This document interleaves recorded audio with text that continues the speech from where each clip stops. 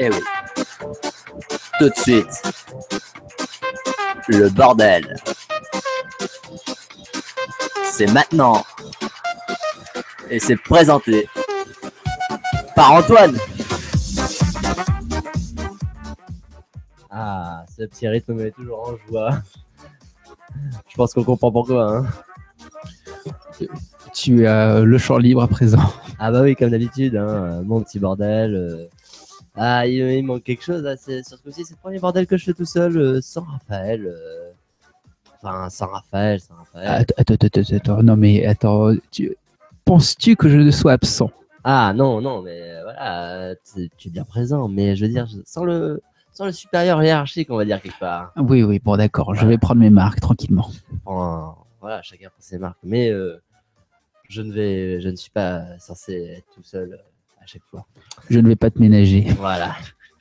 On ne se ménage pas dans mon émission, on est là pour dire la vérité, ce qu'on pense, ce qu'on veut. C'est un défouloir, hein, juste un gros défouloir, comme d'habitude. Vous connaissez le principe de l'émission.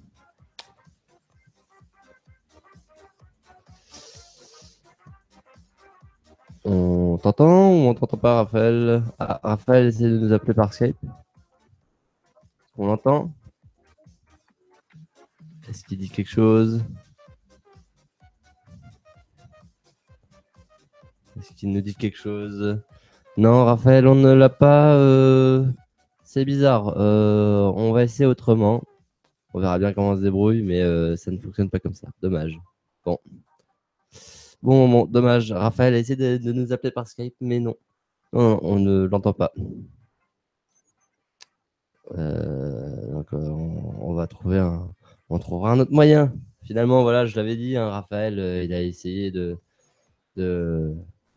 quand même être là à présent, bien qu'il soit pas là, bien qu'il soit pas là physiquement. Il est où là en ce moment? Il prend des petites vacances, bien méritées, petites vacances d'Halloween, en Algérie. Nous l'entendons. Va falloir rappeler parce que là, il y a vraiment des gros soucis, gros soucis. Oh là là, c'est vraiment. Oh là là, c'est la merde, comme on pourrait dire. La grosse merde. Tant pis, hein. Voyons s'il essaie de nous rappeler ou pas. Oh là. Vous l'entendez? Vous l'entendez? Bonjour, Raphaël. Il faut peut-être. Raphaël. Salut tout le monde, ça va? Ça va. Oh, attends, on je vais essayer de te brancher correctement. Les jingles vont se faire oublier pendant un moment, on va dire. Attendez 2 secondes, la technique, c'est en direct, c'est fait par Antoine, comme d'habitude. Oui. Off. Oui, exactement, les aléas du direct.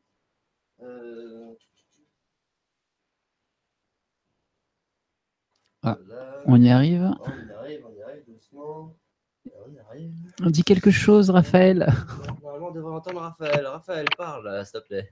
Réponds-nous. Bonsoir Antoine. Ah, bonsoir, Oh. on t'entend enfin. Enfin, correctement, j'ai envie de dire.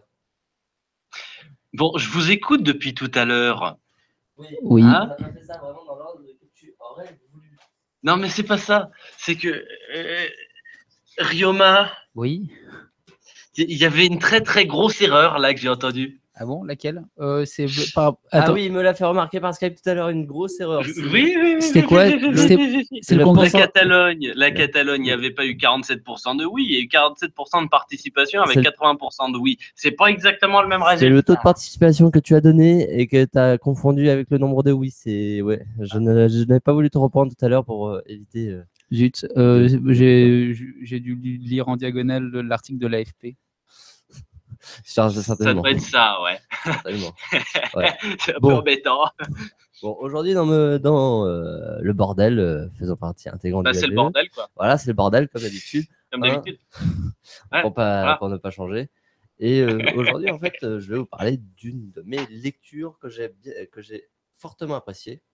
Parce que oui, Non. votre humble serviteur sait lire, Non. a passé le CP. Hein, je tiens à vous le rappeler, hein, au cas où il y aurait encore des auditeurs qui aient des doutes.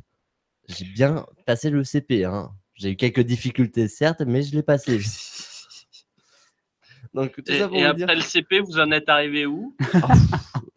Après, ça allait trop loin pour moi. Je me suis arrêté là. Hein. Personnellement, voilà. Ah bah, fallait pas me tordre la perche, hein, toi. Oh, c'était trop facile, celle-là. Ah bah, Je te donnerai un vrai défi une prochaine fois. Bon, vous inquiétez pas, on va faire de la pédagogie aujourd'hui. Exactement. Oui. Alors, ce dont je voulais vous parler, c'était une lecture. Donc, un de mes livres préférés.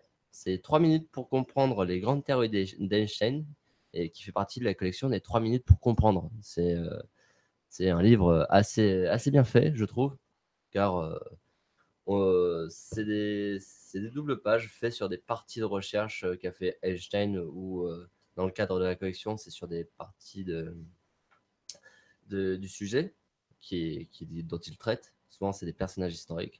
Donc, là, moi, j'ai la version, j'ai celle d'Einstein. Il y a aussi Euler. Il y a Copernic et tout plein d'autres scientifiques. C'est surtout centré sur les scientifiques. Bien qu'il y ait je quelques crois qu'il y a artistes. aussi... Antoine, je crois qu'il y a aussi quelques bouquins de cette collection 3 minutes pour comprendre, justement, qui sont justement pas seulement de la science. Hein. Oui, mais c'est là où j'allais en venir. Il y en a Non, mais aussi je précise pour les artistiques. auditeurs. Il y en a aussi Voilà, certains sur les arts.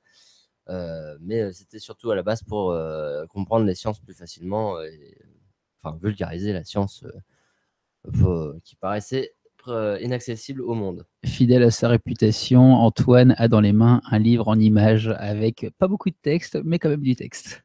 Oui, bon, voilà, hein, j'avais dit le CP pas plus loin, c'est tout. Oui. Antoine, je pense que Ryoma est plutôt prêt pour le bordel. Hein. Ah oui, je le pensais aussi. Il a été bien briefé. Hein. Tant qu'il n'est Je sais pas pas qui l'a débridé, moi fait. ça me va. Oh, alors non. Là, non, C'est là, une j'approuve petite pas. vanne amicale. Ouais, bon. Mince, je t'ai pris ta réplique? Dommage. Ah non, c'est pas. Non, le problème, c'est pas moi, c'est que je trouve que c'est pas très cool, c'est tout. Mais bon, après. Bah là, je l'ai en face de moi. S'il avait pas trouvé ça cool, je m'aurais mis un pain directement. C'est voilà. Voilà. J'en doute pas. Oui, Oh, il y a Einstein torse nu sur les photos. Oh, vous connaissez toute ma vie maintenant. Oui.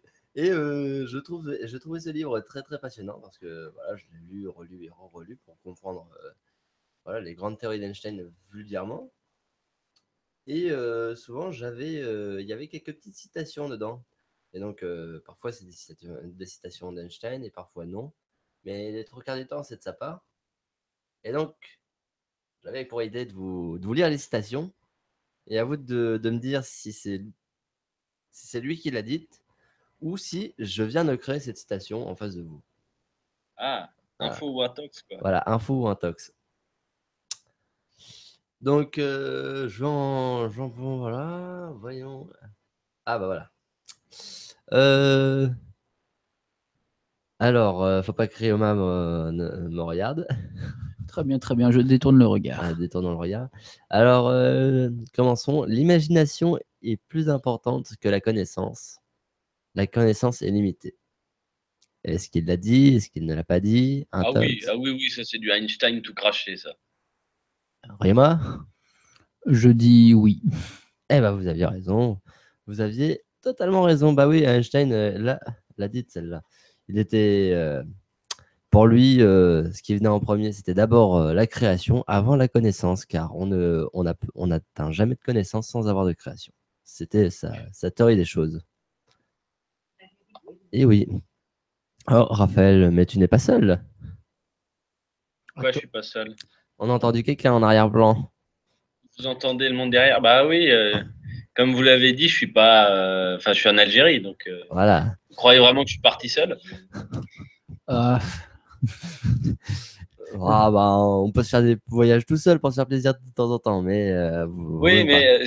si vous me permettez quand même un mot, quand on va en vacances sur les terres de ses ancêtres, on aime bien y aller avec sa famille. Voilà. Bon, on n'est pas là pour faire C'était l'étalage de nos vies. l'instant émotion. Émotion, sniff sniff. Sortez des mouchoirs, c'est bon, c'est fini. Rangez les mouchoirs. J'ai cru que tu allais présenter ta copine à la tombe de tes parents comme on ferait chez nous au Japon. Oh, Oh, alors, quand même. Ryoma, je ne suis pas ici pour parler de ma vie privée. Par contre, on peut régler ça quand je reviens. Hein. Non, non, c'est juste pour te dire que la fête des morts au Japon, ça a quelque chose de particulièrement dramatique au Japon et que ton voyage en Algérie aurait pu avoir cette valeur-là. Mais bon, enfin, Mais bon, je voilà. me comprends. Mais bon, voilà. On revient aux petites citations. Bah ouais. Alors, petite deuxième, hein.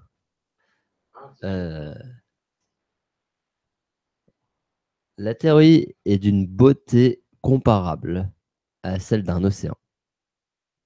Est-ce qu'il l'a dit? Est-ce qu'il ne l'a pas dit? Non, c'est pas lui, je crois. C'est pas lui? Je pense qu'il pourrait l'avoir dit dans un moment de détente absolue ou de murge. La plus totale. Mais comment te dire, ça peut être de la poésie, comme ça peut être pris comme un peu d'ironie envers l'activité scientifique et intellectuelle, non? Eh ben, Raphaël avait raison. C'est une intox. En fait, la vraie Et citation donc, tirée de... Ryoma aussi. Ouais. Et donc, la vraie citation tirée de celle-là, Je la connais. c'est... Ah, si tu la connais... La théorie, c'est quand tout fonctionne et que personne ne sait pourquoi. La pratique...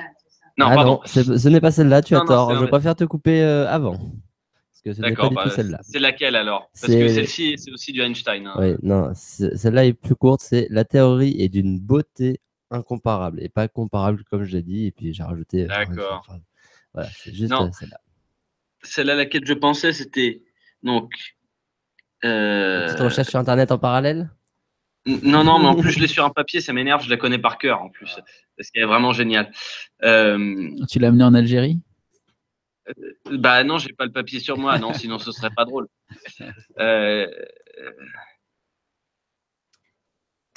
Non, voilà, c'est bon, je sais. La théorie, c'est quand tout fonctionne et que personne ne sait pourquoi. La pratique, c'est quand rien ne fonctionne et que tout le monde sait. Je crois que c'est ça. Ici, on a réuni les deux. Rien ne marche et personne ne sait pourquoi. Un truc comme ça. Ah oui, oui. Oui, c'est vrai, il l'a dit. En d'autres termes, mais c'était, oui, c'est un peu de choses près. C'est l'idée. Je vous retrouverai la citation exacte pour la semaine prochaine. Voilà, la semaine prochaine, on aura la citation exacte de ta part. On t'attend au tournant, hein, attention. Hein, pour la petite parenthèse. Oui, chef. Pour la petite parenthèse, l'économiste se sent attaqué dans ses tréfonds quand il entend ce genre de citation. Bah pourquoi? Parce que nous ne sommes pas une science exacte, figure-toi. Mais nous sommes quand même une science. Non, sans blague. Ah ça m'avait échappé. Ouais. Ça m'échappe toujours que vous soyez une science. On parlait de sciences sociales. Je sais pas pourquoi. Le bordel d'Antoine, c'est une théorie du chaos? À la base, c'est censé s'appeler comme ça. Hein. J'avais sorti plusieurs noms et puis ce qui est resté, c'est le bordel d'Antoine. C'est même pas vrai. Ah, mais c'est même pas vrai. Si, je t'avais sorti. Non. Ah, si, je suis sûr de t'avoir sorti un autre titre avec. Mais ça, c'était oral seulement. Je t'en ai sorti un ou deux. Et, vous étiez décidé direct à l'antenne en disant direct, ça s'appellera le bordel d'Antoine. Véridique, il y a des archives. Ah, mais ça, c'était en direct, mais on en a parlé un peu avant et j'hésitais et j'ai réfléchi. Et je sais pas si tu m'avais entendu, mais je l'avais dit, j'avais dû le dire à haute voix ou c'était seulement dans ma tête. Après, je suis pas tout seul dans ma tête, hein, c'est pas nouveau.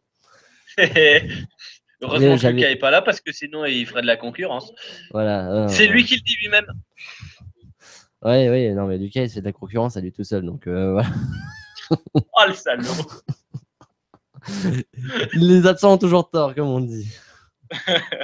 Et de ce fait, nous revenons à Einstein qui est toujours absent. Bon. Sans transition. Sans transition. Sors de ce corps, Einstein. Alors, Einstein aurait dit, plus vous allez vite, plus vous êtes grand. Est-ce vrai? Est-ce faux? Sachez que je joue sur les mots, hein, sur les citations, donc je peux changer des mots en cours de route pour pas que ça soit la même, comme je l'ai fait auparavant. Ou je peux avoir dit la même exactement ce que j'ai lu. Encore une fois, ça me paraît un peu trop poétique pour être de la citation 100%, mais bon, on va dire que, par exemple, pour ce qui est de l'activité cérébrale, on dit qu'elle n'est pas si rapide que ça, mais comme le cerveau est assez petit, on a l'impression que ça va très vite. Donc, c'est possible dans le propos, mais dans la présentation, je trouve que c'est un peu bancal. Raphaël, vous faites les recherches en parallèle sur Internet pour dire la bonne réponse? Non, pas du tout. Je me demande et je me dis que j'ai des doutes plus que tout à l'heure. Est-ce vrai? Est-ce faux? Mais je dirais que c'est bon, que c'est du Einstein. C'est du Einstein? Ryoma, c'est bon, c'est vrai, c'est du Einstein ou c'est faux, c'est pas du Einstein? Réponse claire, nette. Il doit y avoir un petit mot en trop ou en moins, non? Ah, donc il dit faux. Et c'était faux, oui, ce n'est pas ça. C'est, j'ai remplacé un mot, c'est plus vous allez vite, plus vous êtes petit. C'est une citation d'Einstein, après qu'il ait fait sa grande théorie sur la relativité restreinte. Et oui, bon alors, relativité restreinte. Hein, oui, qu'est-ce que c'est? Qu'est-ce que c'est? Voilà, donc là j'ai le bouquin sous les yeux, donc faut pas vous raconter de conneries. Oh, si joli, Oh, si il joli. a un livre. Exactement. Il va nous faire une petite lecture. On aurait dû prendre une photo à ce niveau-là. Donc en fait. Guillaume, oui, il y a un message qui vient d'être transmis là par Antoine. Ah ouais? La première fois que je lis un livre, on prend pas de photo. Je suis déçu. Je suis plutôt déchu. Non, pas encore déchu. On verra la semaine prochaine. Ah, d'accord. Donc la relativité restreinte, c'est ça se rapporte, c'est des ajouts que Einstein a fait par rapport à d'autres théories, donc dont la théorie de l'électromagnétisme de Maxwell. Et il a ajouté en fait dans cette théorie de l'électromagnétisme une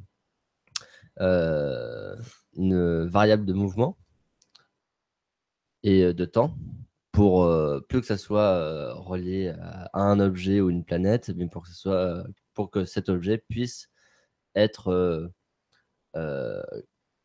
comment dire, en accord avec d'autres corps célestes et d'autres planètes et d'autres amas célestes. Donc la relativité restreinte, c'est une théorie de base qui a été améliorée par Einstein et dont on lui couvre d'or, enfin, dont on l'adule pour sa découverte, alors qu'il n'a fait que rajouter des petits détails qui sont certes importants, mais des petits détails à une théorie déjà existante. Donc voilà. Donc on ne l'a pas appelé la théorie d'Einstein ou la théorie de Maxwell, on l'a juste appelé la théorie de la relativité restreinte parce que ça, c'est le nom est dans le titre. C'est un travail collectif. C'est un travail collectif, exactement. Voilà. Alors, petite citation suivante. Juste ou fausse, fausse ou juste, on verra bien. Alors, plus je suis Moi, célèbre. Juste fausse, ce sera suffisant. Quoi? Les gens qui connaissent Goethe comprendront. Oh. Plus je suis célèbre, plus je deviens stupide, ce qui est, bien sûr, est un phénomène courant. C'est pas mal.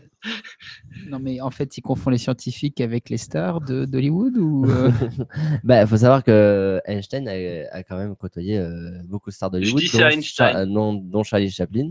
Il a beaucoup côtoyé. Marilyn Monroe aussi, il l'a côtoyé avant sa mort. Ah ouais, Marilyn? Oh oui. À combien de mètres il l'a côtoyé? On dit qu'il aurait eu une aventure avec elle. C'est ce qui se dit. Mais ça, c'est une théorie, c'est ce qui se dit. Il y aurait eu une aventure entre les deux, mais ça n'a jamais été prouvé. Aucune preuve n'a été admise, mais il y a juste Vous des diriez pas ça similitudes. parce qu'on a ressorti les documents sur JFK alors que Kennedy, pour le coup, on sait très bien qu'il a eu une aventure avec Marilyn Mais Monroe. non, pas du tout. Non.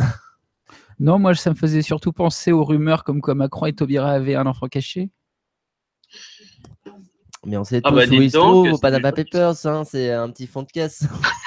Oh non. Oh, quelle horreur.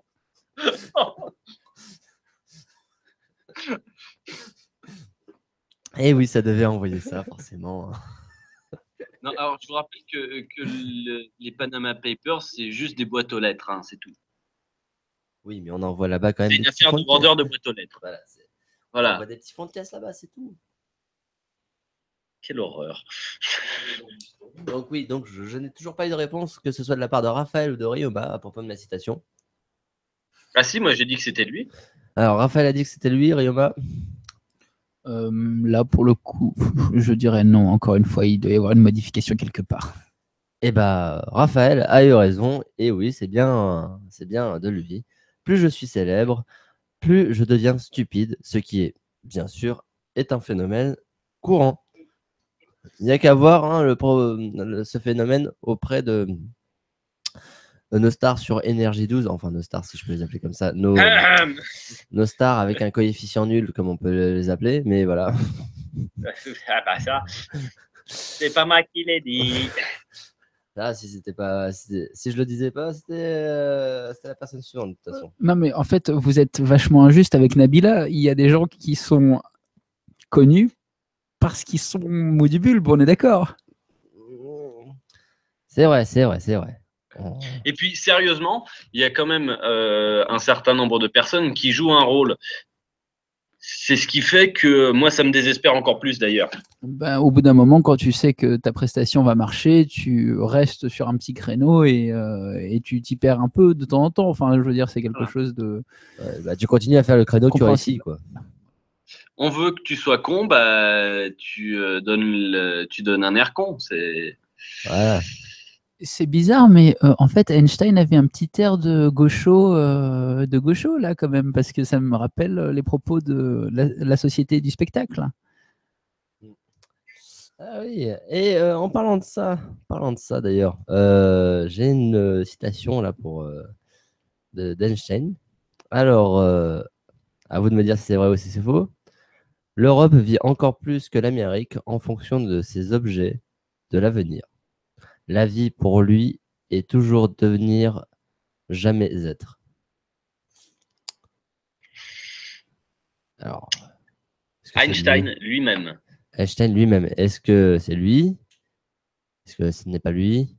Alors, Raphaël a dit Einstein lui-même. Je pense aussi que c'est de lui, c'est bien plus structuré que ce qu'on a pu entendre jusqu'à C'est présent. pas du Antoine, quoi. Oh, bah vous me désespérez parce que c'était faux ce que je vous ai raconté. Ah bon? Et Mince. merde. Ah, vous êtes surpris par mon niveau. J'ai juste interverti Europe et Amérique, c'est tout. Ah, Sinon, la construction était bien de lui, mais je garde ces constructions parce que sinon vous allez devenir Ah non, trop mais c'est facilement. dégueulasse. C'est-à-dire que juste parce que vous avez échangé Europe et Amérique, c'est pas la bonne, quoi. Oh oui, exactement. Donc il a dit Amérique avant de dire Europe. Voilà, l'Amérique vit encore plus que l'Europe en fonction de ses objets, de l'avenir. Ah oui, d'accord. La vie pour lui, c'est toujours c'est pas devenir, jamais être. Ouais, d'accord. Ok. Ah, Non, mais c'est plus logique en plus. oui, voilà. Si vous aviez réfléchi logiquement plutôt que vous fiez à la construction de mes phrases. Non, c'est pas. Non, sérieux. Il y a que Ryoma qui fait ça, pas moi. bah. Après, bon, vous savez, on peut être xénophobe à chacun à son niveau, hein, donc. C'est quoi cette accusation à demi voilée? Bah, c'est-à-dire que cracher sur les Américains, ça a bon dos. Alors que pour une fois, on pouvait se flageller tranquillement en Europe. Il faut savoir qu'il a prononcé cette phrase durant juste à la fin de la Seconde Guerre mondiale, donc en 1945, et juste après les traités de paix. Ah oui. Donc c'est pour ça Donc ça veut qu'il dire quand même accessoirement après Hiroshima et Nagasaki. Voilà, exactement. Waouh. La bombe, un objet ou le champignon nucléaire, un avenir? Exactement. C'est ce qu'il entendait justement par par ces phrases qui ont suivi, qui étaient justement liées aux machines de guerre. Quand- D'ailleurs, à propos de Hiroshima, si je peux dire un mot quand même, j'y avais été.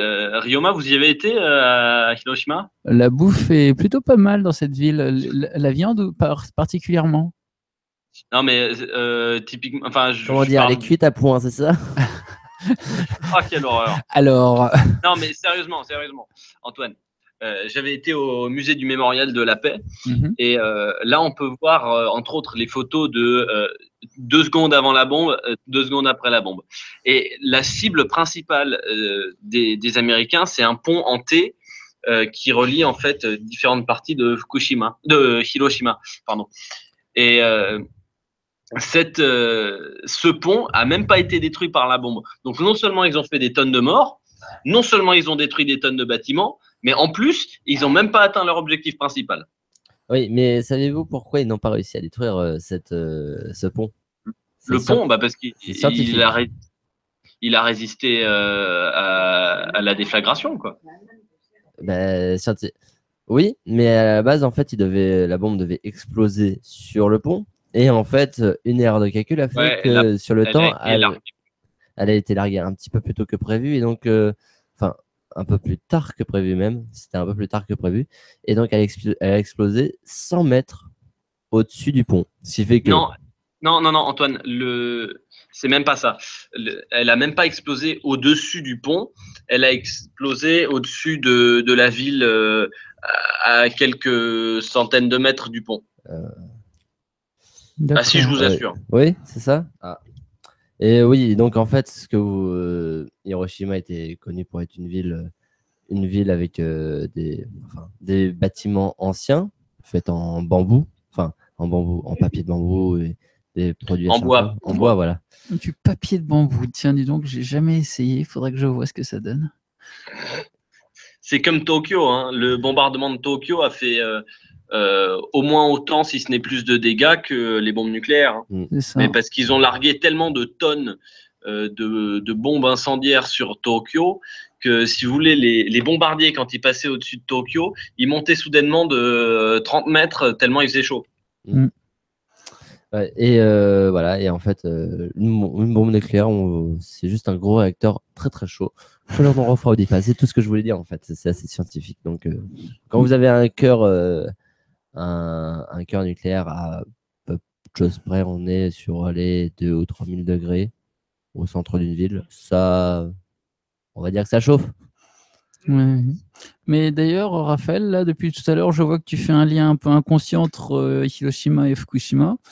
Et... Non, mais c'est le même kanji de Shima. Oui, c'est bon, je te fais pas de procès, ok. Je te dis juste qu'il y a un film justement qui est fait par des amis, ou en tout cas des amis de la famille, qui s'appelle De Hiroshima à Fukushima, justement. Il y a en tout cas un lien très fort. Enfin, les Japonais, en tout cas, ils voient un lien très fort et considèrent que finalement, ils sont un peu le pays qui a souffert le plus de la technologie nucléaire jusqu'à présent.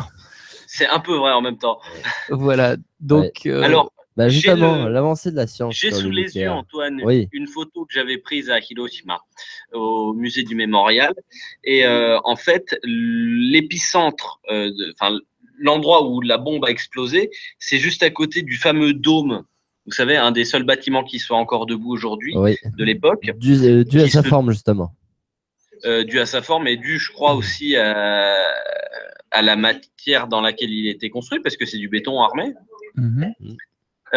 Et donc, si vous voulez, ce bâtiment, alors à l'époque, je crois que c'était le hall des congrès, un truc comme ça. Il se trouve à 200-300 mètres du fameux pont en T qui était la cible. Et, voilà, c'est ça. Intéressant. Mais on y reviendra une prochaine fois, je pense. Ouais, Hiroshima, il faut se dire, pour nos auditeurs, que c'est l'embouchure d'une rivière, hein, puisque Hiroshima donne sur la mer du Japon. Oui, sur la mer intérieure, pardon. Oui, enfin, une mer intérieure, c'est un tout petit bras où des courants contraires se bousculent. C'est pas forcément une étendue d'eau, voilà. Enfin, c'est pas une grande étendue d'eau, mais. Non, c'est pas une grande étendue d'eau. Mais à ce niveau-là, si vous voulez, il y a quand même un fleuve qui va se jeter dans la mer au niveau de Hiroshima. Ouais. Oui. Et Bon, accessoirement, il y a quand même l'île de Miyajima qui est tout près de Hiroshima. Et cette île, elle vaut le détour parce que bon, les pour guides ceux qui- touristiques ici. Oui, bon, Les d'accord. deux guides touristiques ici présents, je vais continuer mes petites Pardon. phrases clés, mes petites citations. Donc, en rapport avec la science, hein, toujours. La science est une chose merveilleuse si on n'en fait pas son gagne-pain. Ah, Je l'ai entendu hésiter là. Est-ce qu'il a rajouté le nœud ou Ah, non, c'est pas de Einstein. Ça. c'est pas d'Einstein? Enfin, c'est de Antoine Robin. Ah, Rio. Là pour le coup, j'ai pas trop d'avis là-dessus parce que Einstein était aussi quelqu'un d'un peu pratique, donc voilà, rien ne l'empêche de faire ce genre de boutade. Donc, Oui, il était pratique, mais il n'aurait pas dit gagne-pain. Ah, tu crois que c'est trop populaire comme registre? sachant qu'à C'est pas l'époque, il l'a dit, c'est une traduction littérale de ce qu'il Oui, a il l'a dit dit en en anglais. allemand. En allemand? Oui. Donc c'était à Arceau. l'époque où il vivait encore en Allemagne? Oui. Non, mais je maintiens ce que j'ai dit, c'est d'Antoine. Bon, on parle d'Allemagne métaphysique, on est d'accord? Ouais. À cette époque où le racisme marche aussi entre pays européens. Ah, bah, ça. Le racisme fait tourner la terre, comme disaient les Allemands. Oui, non, j'exagère, mais on va dire. À peine, hein, à peine. Ouais. Bon, Ryoma, une réponse claire, nette, précise, circoncise. On va dire plutôt Oh, oui. Plutôt oui. Donc Ryoma a raison, c'est bien du Einstein. La science est une chose merveilleuse si on n'en fait pas son gagne-pain. J'ai hésité exprès justement pour vous mettre le doute. Tu vois. Alors Et, Raphaël, on y reste bouche bée là? non, non, on se trompe tous un jour. Oh là, ça fait plusieurs fois même d'affilée se quand même. On peut même se tromper plusieurs fois. Hein. N'empêche, comme en tant qu'étudiant, se tromper sur les notions pécuniaires de la science, quand même. Bah, non, mais c'est-à-dire que Antoine a plutôt tendance à changer un tout petit peu les mots sans changer nécessairement le sens de la citation. Pas de souci. C'est-à-dire que ça ne m'étonne pas que Einstein ait pu sortir quelque chose qui voulait dire ça. C'est ça ce que je veux dire. Et une petite dernière pour la route tant qu'on y est, parce qu'on va pas rester que sur les citations, on va peut-être passer à autre chose aussi. On verra bien ce qu'on fait par la suite. La petite dernière pour la route, est-ce vrai, est-ce faux? La vie, c'est comme la bicyclette. Pour garder l'équilibre, commence bien. il faut toujours avancer. Ah, il a dit un truc comme ça, mais je suis pas sûr que ce soit exactement celle-ci. Ouais. Est-ce que j'ai mis les bons mots dans le bon ordre? Est-ce que j'ai gardé la C'est même là que j'ai construction? des doutes. Moi, Ah, vous Moi, je connaissez, dirais non. hein? Moi, je dirais non. Ah, un petit nom pour Raphaël. je dirais non aussi, ça fait trop réplique de manga, en fait. Ah. On le connaît bien par ici, mais c'est vrai, c'est bien de lui, ça. Ah ouais, tiens. Ah, d'accord. Parce que il faut savoir qu'à l'époque où il a dit ça, c'est c'est dans les papiers où il prolongeait sa théorie sur la relativité restreinte. Et donc, c'est à ce moment-là où il a ajouté le facteur temps. Enfin, et c'est devenu la relativité générale et non plus restreinte. Et à ce moment-là, il a dit, bah, si on ne prend pas le facteur temps, c'est comme dans la vie en général. Et il a comparé ça à la bicyclette parce qu'à l'époque, la bicyclette était le moyen de transport pas cher et très très à la mode. Et donc, ça allait vite pour l'époque. Ah oui, c'est pour ça que Anne Hidalgo a décidé de faire passer le Vélib au-dessus de tout. Exactement. Et accessoirement, qu'elle l'a revendu à qui déjà? Ah oui, t'es sûr que t'as envie d'en parler maintenant? Ça se fait. À toi l'honneur. C'est un débat, on Non, peut mais- dire tout ce qu'on veut. J'ai oublié à qui elle l'a revendu là. Parce que avant c'était Bolloré. Non, c'était Jean-Claude Decaux et c'est passé à Bolloré, c'est ça? Il me semble que non, justement, Bolloré, c'était le premier, et puis c'est un second. Il me semble, moi personnellement, de ce que j'en ai lu. Alors c'est qui maintenant? Alors, Bah, c'est Decaux. C'est Decaux? Oui, je crois. Il me semble que c'est Ouais, Chers c'est amis- passé de Bolloré à Decaux. Voilà. Cross-check. Raphaël a confirmé via Internet ou pas? Non, j'ai pas encore fait mon fact-checking. Alors, moi, je vais faire le fact-checking. Hein, je vais vérifier. Je veux être sûr de ce qu'on balance parce que si on n'est pas sûr, hein, on va dire de la merde et on va nous accuser de dire de la merde. Donc, Ah, c'est élégant, Antoine. Attends, je sais plus, mais Guillaume Meurice avait un panorama assez complet des insultes envers les journalistes. donc Il y avait Merdia, je crois, et il y avait Journalop ou des trucs comme ça.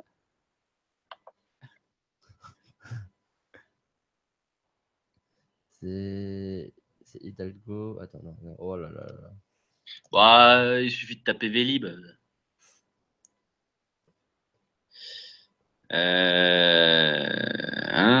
Smovengo, c'est la société qui va reprendre les Vélib.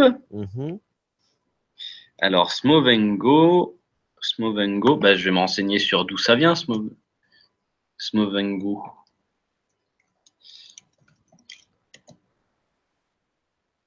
Smovengo, pardon. Oui, c'est Smovengo.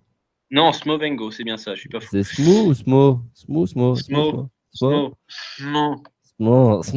Avec un seul M et un seul O. Smo. Ça fait tellement Smo. Et donc, Smovengo. Ce silence est Oui, c'est assez gênant. dérangeant. Parler, enfin. Oui, il faut parler. Ce serait pas Patrick Ollier, par hasard?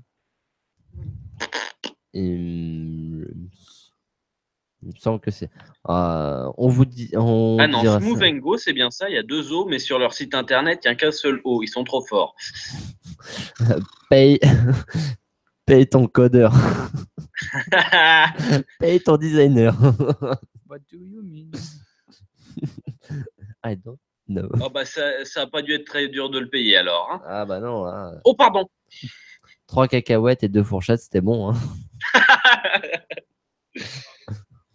Ah non, désolé, une fourchette, autant de fourchettes qu'il y a de M dans le nom. Non, je trouve pas à qui ça appartient, Smovengo. Je vais continuer de chercher, mais je trouve pas pour l'instant. On vous dira ça la semaine prochaine ou peut-être à la fin de l'émission, enfin à la fin du bordel, si on a trouvé d'ici là. Hein. Et donc voilà. Donc. Sachant qu'ils vont aussi reprendre les Autolib. Hein.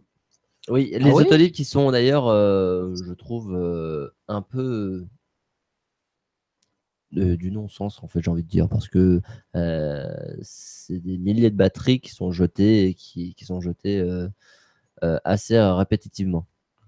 Ah, tiens, pourquoi en fait? Bah parce que vous n'êtes pas sans savoir que l'Autolib allait sans arrêt en charge, bien que la batterie soit à 100% ou à 0%. Ouais, c'est un non-sens, ça. Et hors de ce fait, la batterie continue à se charger et donc elle se surcharge dans ce cas-là. Et ça crée des interférences et ça l'abîme plus qu'autre chose. Et donc la batterie finit par avoir une durée de vie bien plus courte que ce qu'elle était censée avoir à la base. Et donc ce qu'il faudrait, c'est créer un système qui détecte dès que la batterie est à 100%, arrête de mettre du courant, arrête de transférer du courant.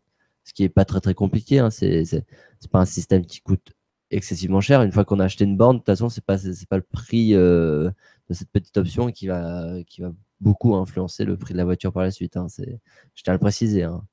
Donc, et les bornes à Paris ou dans les villes françaises n'en sont pas équipées et donc surchargent la batterie et donc de ce fait font chauffer la batterie inutilement, l'épuisent et raccourcissent ses durées de vie. Ce qui est une dépense totalement inutile, on doit le dire. Il y a ce problème-là et il y a un autre problème, c'est que ça utilise du courant qui est en circulation voilà, pour alimenter les foyers, entre autres.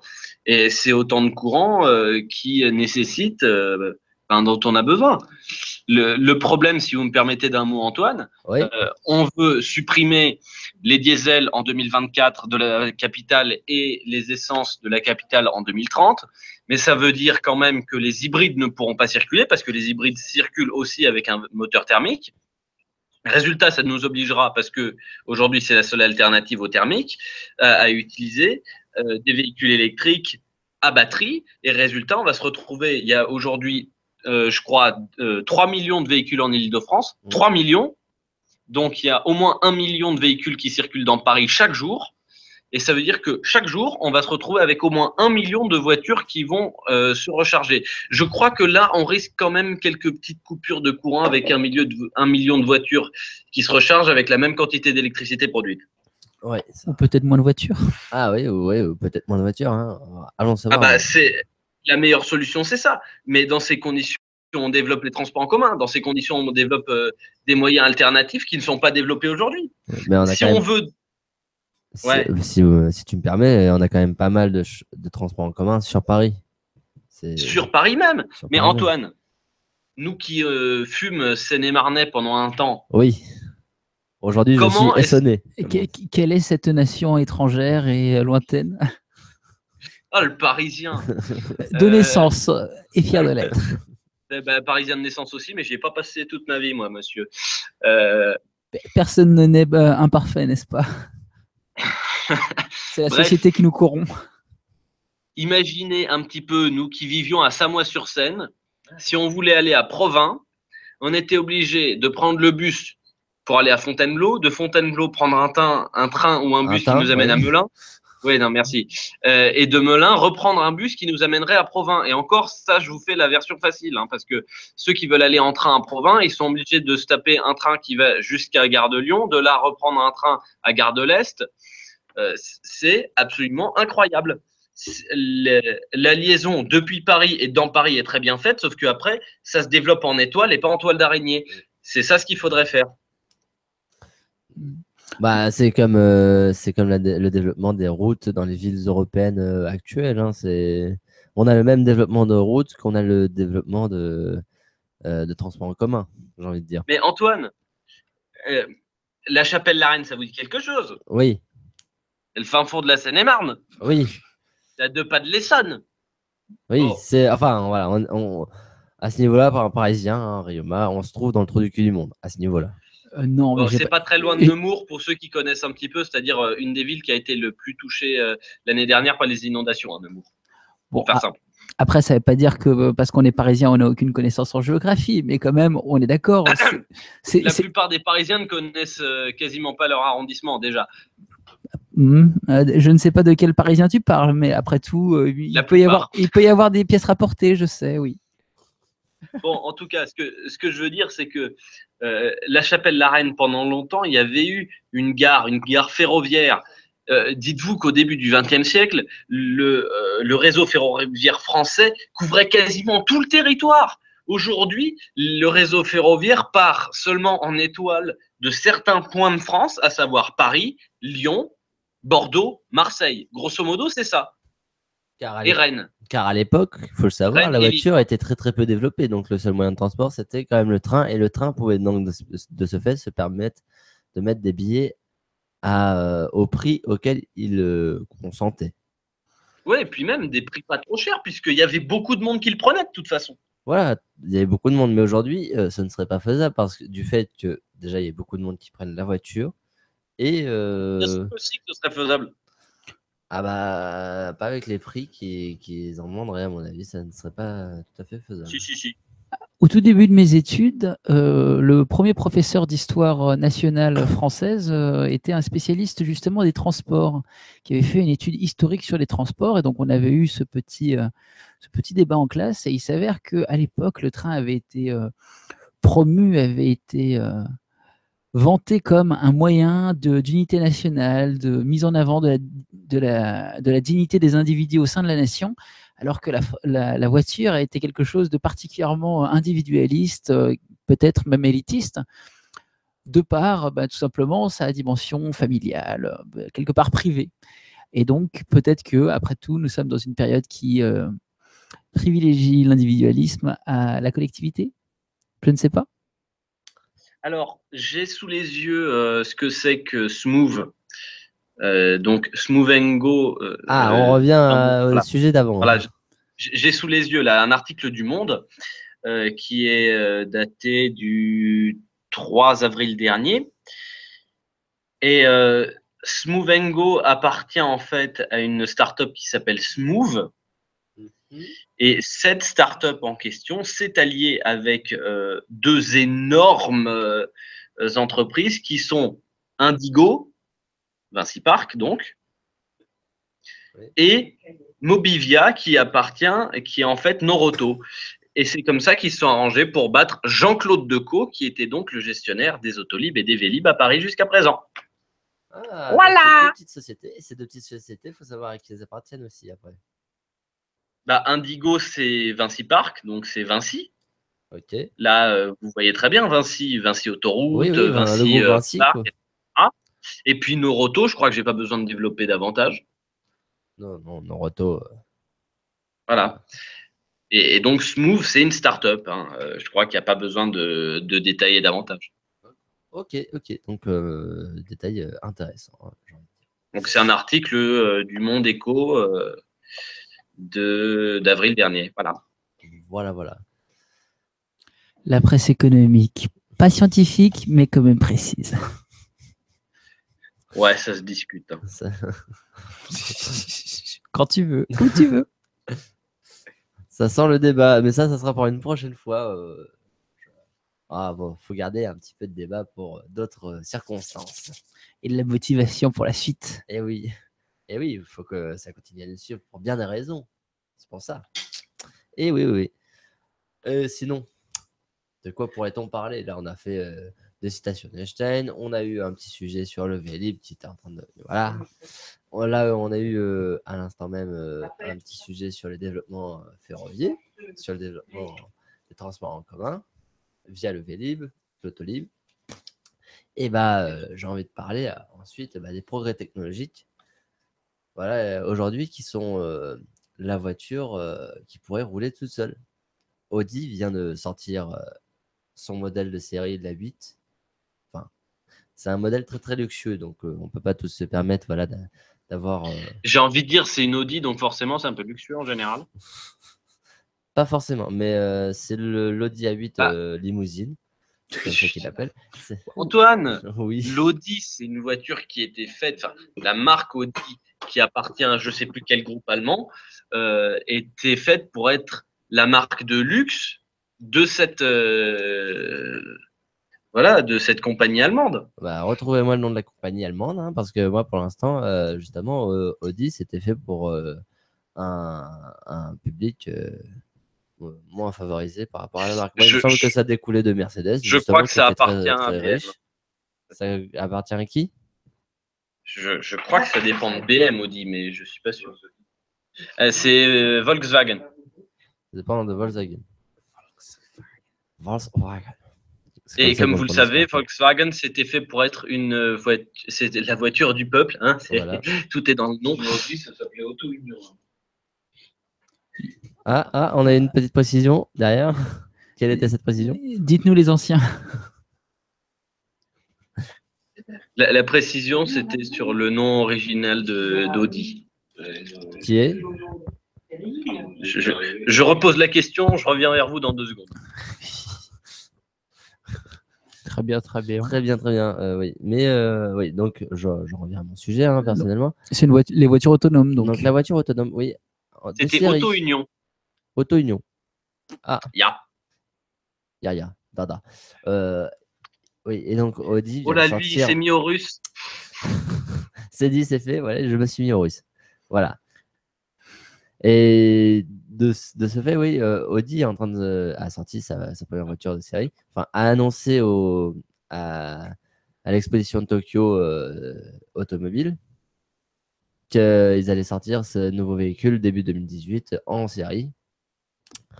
Bien que ce soit une option assez chère, la voiture autonome, et qui ne pourrait ne pas rouler en France, en fait, du fait de la législation routière en France. Car l'intelligence artificielle n'est pas autorisée à conduire sur les routes de France. On ne peut pas laisser une IA conduire une voiture en France. Enfin, ce n'est pas autorisé, donc on ne peut pas le faire. C'est pas que sur les routes de France, hein, Antoine.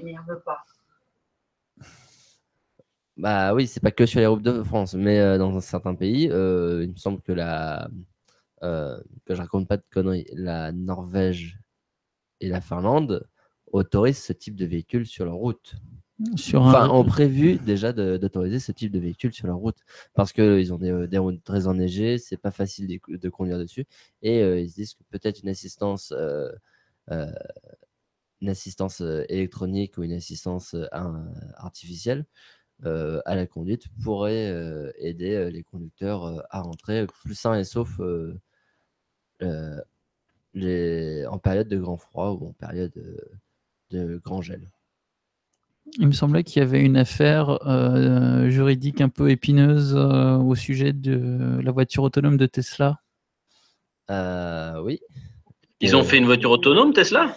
C'est en projet, c'est un prototype encore, il me semble.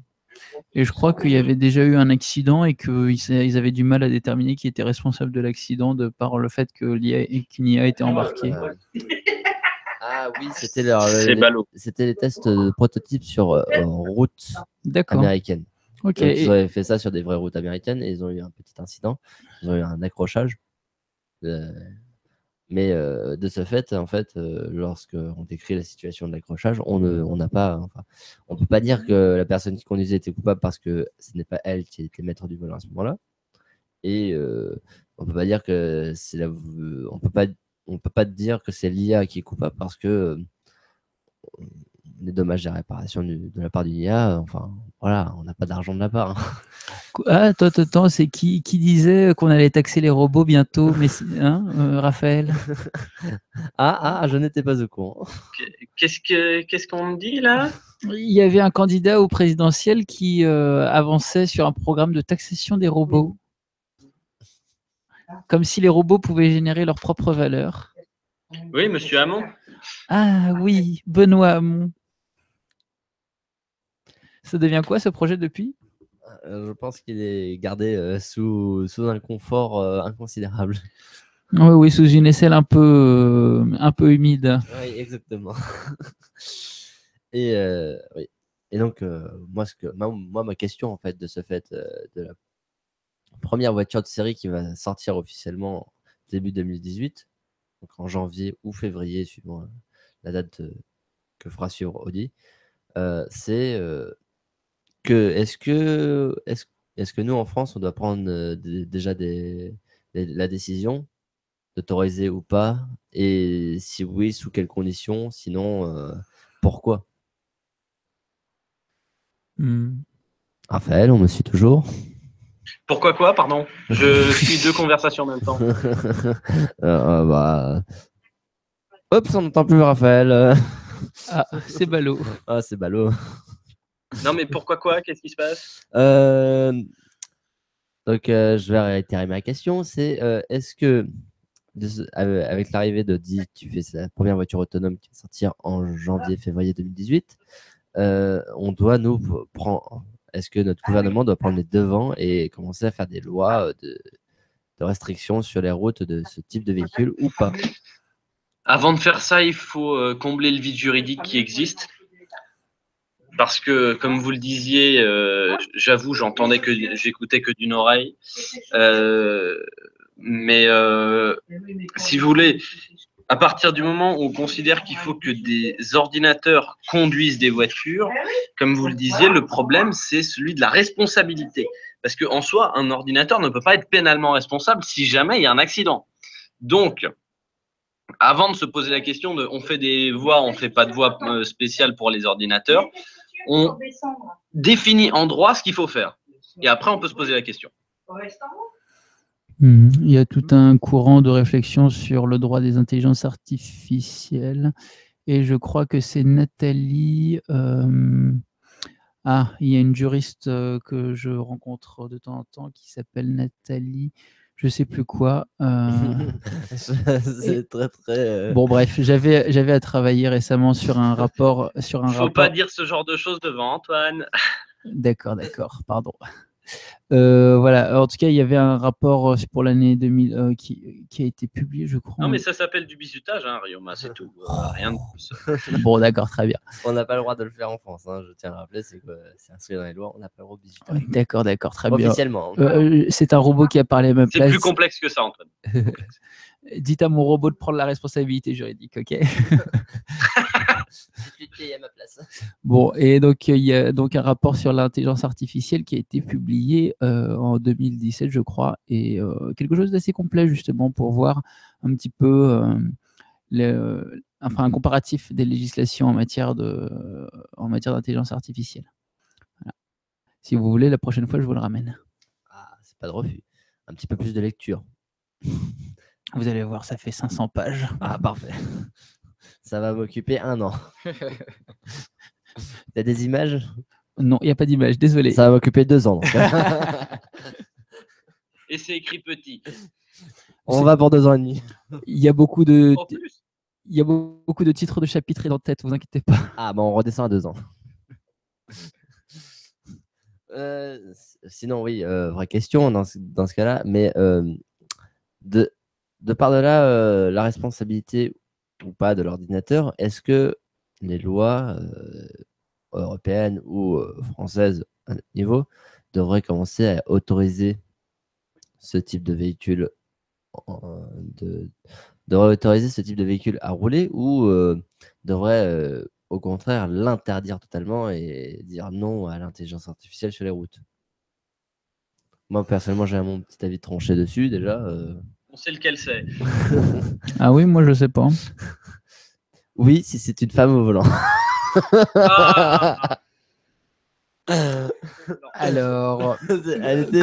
comment te dire? Je te rappelle que après le journal qu'on a présenté aujourd'hui, tu es sujet à un risque politique en cas de misogynie avérée. alors, Antoine, Je ne te garantis plus ta sécurité.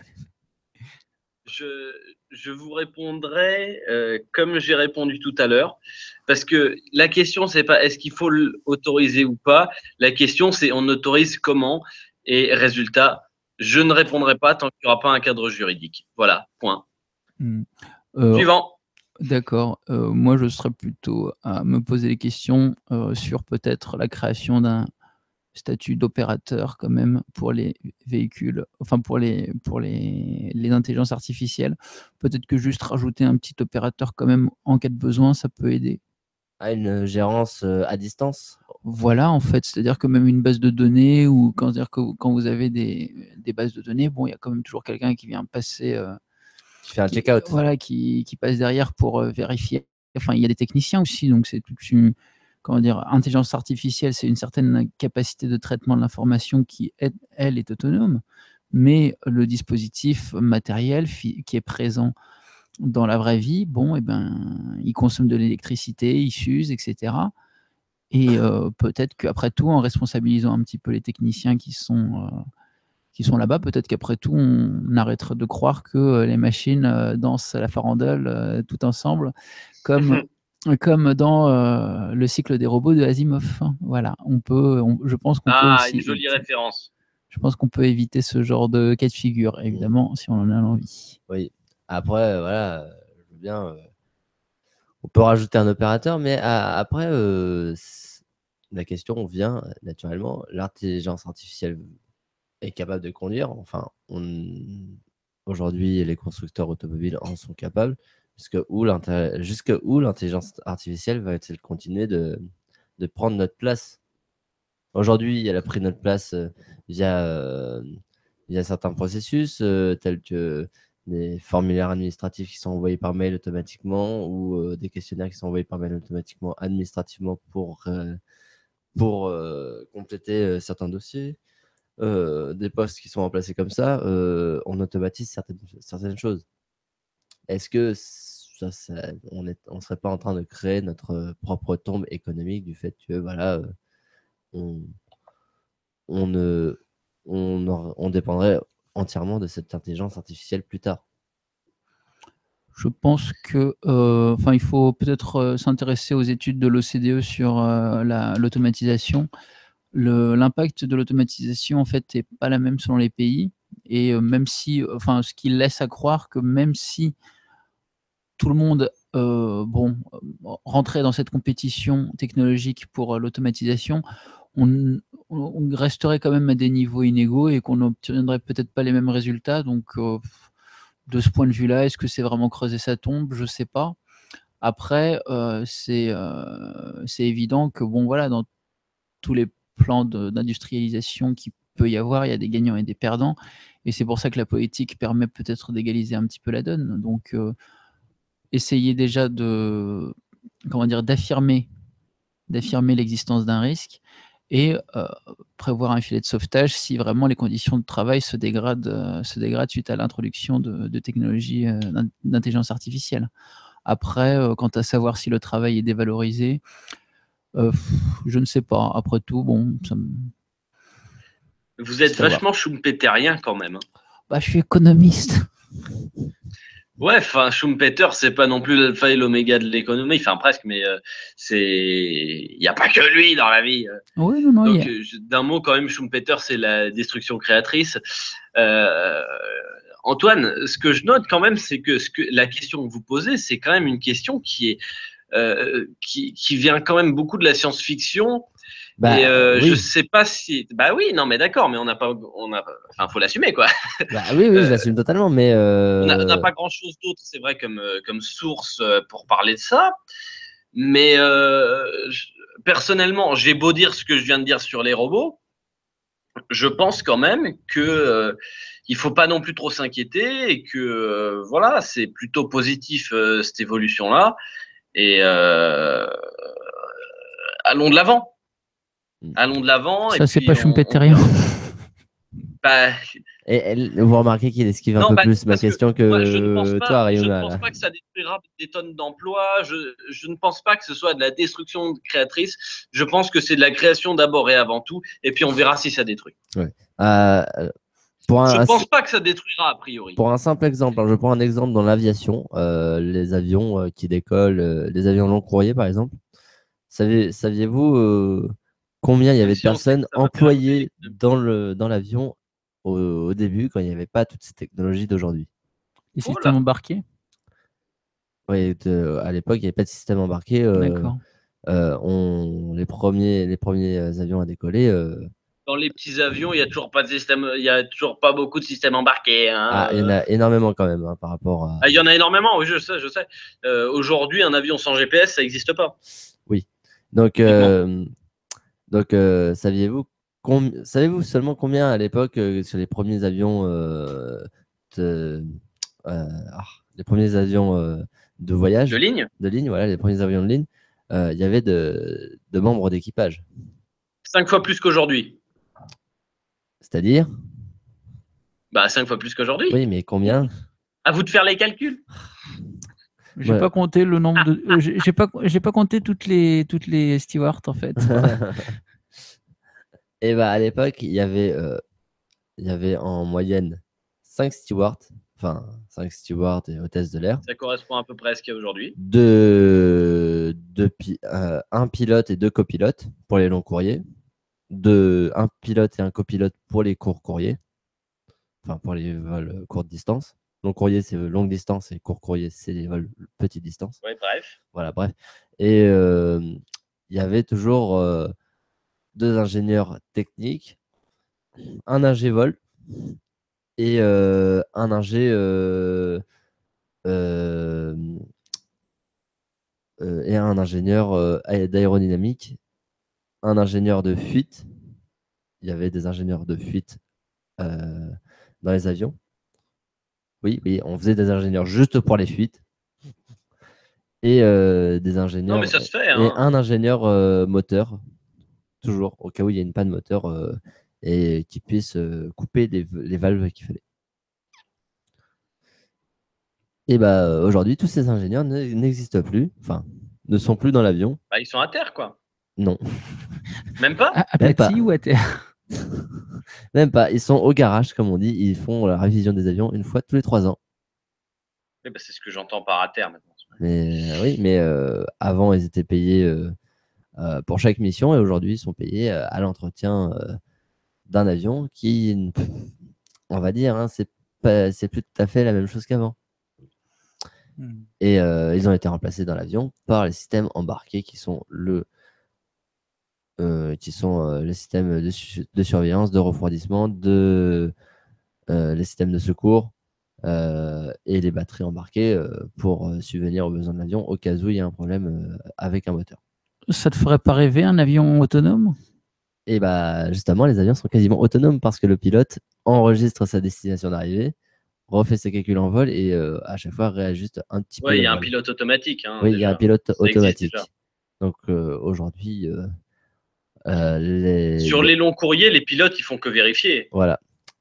Et Parce aujourd'hui, c'est les longs qu'accessoirement, courriers. on voit rien du tout sur les longs courriers. Ryoma, vous êtes allé au Japon plus d'une fois, n'est-ce pas? Oui, oui, mais j'ai bien vu d'autres publicités un petit peu humoristiques sur les avions qui se crashent pendant que le pilote est coincé aux toilettes. Non, alors c'est pas une pub, c'est un drame réel déjà. Et puis surtout, ce que je veux dire, c'est que vous avez sans doute remarqué, si vous avez regardé par le hublot, ce que bien sûr vous avez fait, n'est-ce pas, qu'on est tellement haut que on voit rien, quoi. Mhm. Donc, de toute façon, la seule façon de naviguer, c'est avec les instruments. On ne peut que se fier aux instruments sur un vol Paris-Tokyo, par exemple. Mhm. Je me trompe pas, Antoine? Non, non, tu ne te trompes pas. Et c'est d'ailleurs, il me semble, la raison pour laquelle aujourd'hui, sur un Paris-Tokyo, à partir du moment où le décollage est effectué et que l'avion est à vitesse de croisière, bah, il va passer en pilote automatique. Donc vitesse de croisière qui est approximativement entre 650 et 750 km/h et à 11 000, Selon l'avion, et à 11 000 mètres d'altitude. Selon l'avion. parce que l'A380, si ma mémoire est bonne, il tourne autour de 1000 km/h. Oui, mais ça c'est la dernière génération, c'est l'A380 plus. Et l'A380 de base tourne à 850 km/h. Ah, moi, j'avais vu 900 hein, sur un bouquin qui était sorti Moi je vous justement. rajoute, c'est 850 km/h, je vous le dis, de mon prof. D'accord. Mais en tout cas, il était plus rapide quand même que le 747. Oui, il est plus rapide que le 747, qui est un peu plus ancien, oui, il faut l'admettre. Mais voilà. D'ailleurs, le 747, c'est fini, il n'y en a plus aucun qui est produit. Oui, ça c'est vrai. C'est des commandes spéciales aujourd'hui qu'il faut avoir pour avoir un 747. Voilà. Ça veut dire que les avions ne peuvent plus être détournés? Il n'y a plus de hijack possible? Exactement. Bah si, mais avec autre chose qu'un 747, quoi. Je vois. Bah, avec un 7 Un 380, par exemple. ou un 777. Mais bon courage pour. Le 7, il n'y a pas d'étage, c'est moins rigolo. Oui, mais bon courage pour quand même défoncer la porte blindée. Oui, non, ça va.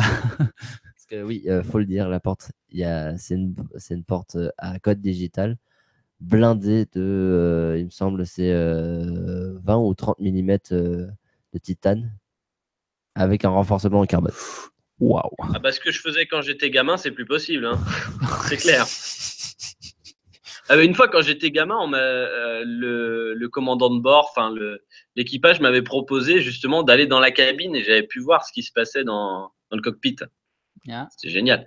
Et j'étais gamin, voilà. On peut donner un âge? Oh, je me souviens même plus quel âge j'avais, tiens. Je devais avoir quoi, 7 ans, 6-7 ans.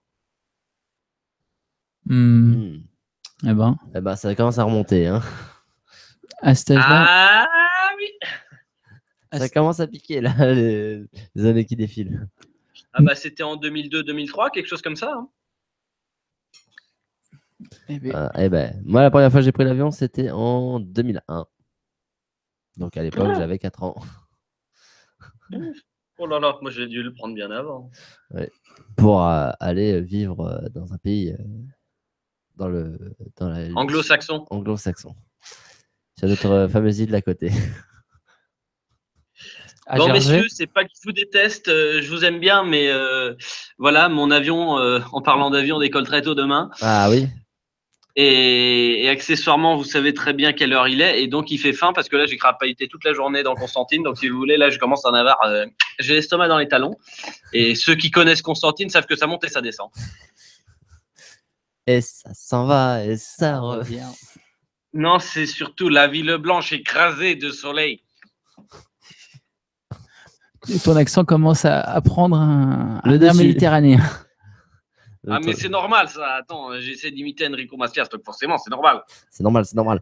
Ceux qui connaissent la chanson, c'est. Pour ceux qui connaissent, hein, c'est pas que tu connais la chanson. Non, mais la chanson, c'est la ville blanche écrasée de soleil, où un jour je suis né. Eh ben non, moi je les ne rues en pas. pente, le pont sur le Rumel, les jardins d'orangers.